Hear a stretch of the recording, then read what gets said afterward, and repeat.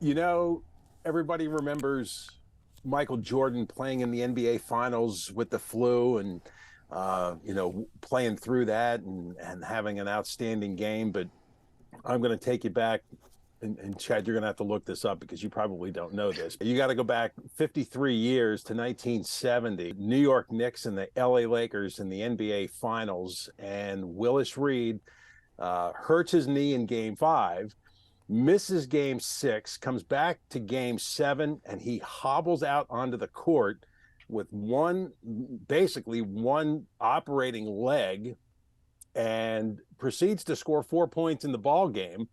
But the emotional lift that gave the New York Knicks to help them carry them into the NBA title. Uh, Unfortunately, news came out Willis Reed passing away the other day at the age of 80. And he was my first basketball idol growing up, pre Dr. J. Um, I tried to emulate him. Now, granted, he was a left-hander, but I tried to emulate his shot. I wanted to be Willis Reed when we played basketball.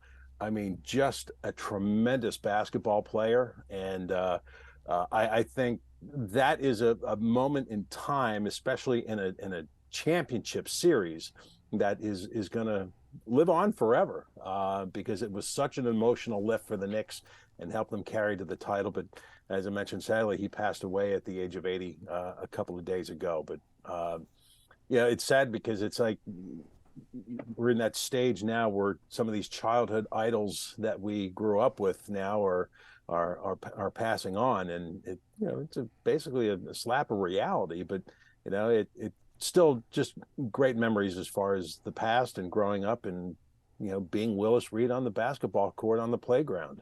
Tell me how tall Willis Reed was, Eric. I believe he was 6'10". He was 6'10", so you got a lot of growing to do if you wanted to be that as a little kid.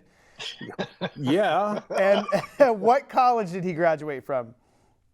He went to Grambling. Grambling State, yep, 1964. And he was left-handed, and I wasn't. I couldn't shoot right-handed, let alone left-handed. So Yeah. it didn't really matter. 1965 NBA Rookie of the Year. I was wondering which one of you guys was going to bring that up, because clearly that is way before my time. So it is apropos that Eric was able to go back in his memory. I like the way banks. you emphasized way before my time. Like okay. decades before my time. Tim, go ahead.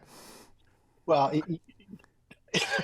Eric sort of called me for a loop what to talk about, but I can say it this way. We Eric and I are becoming those guys on local television that are get off my lawn guys. We're always living in the past, and that's sort of true as we are moving along.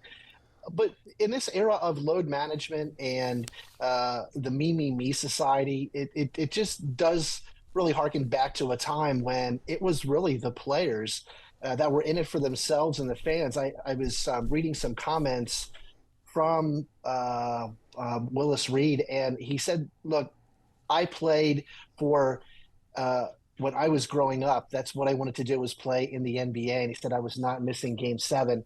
And he also said, I'm playing for my management, my fans, and my teammates. And so often that is lost. I think that's not lost in high school. College a little bit gets lost, but the NBA just seems like with all of the money, it is such a distraction today.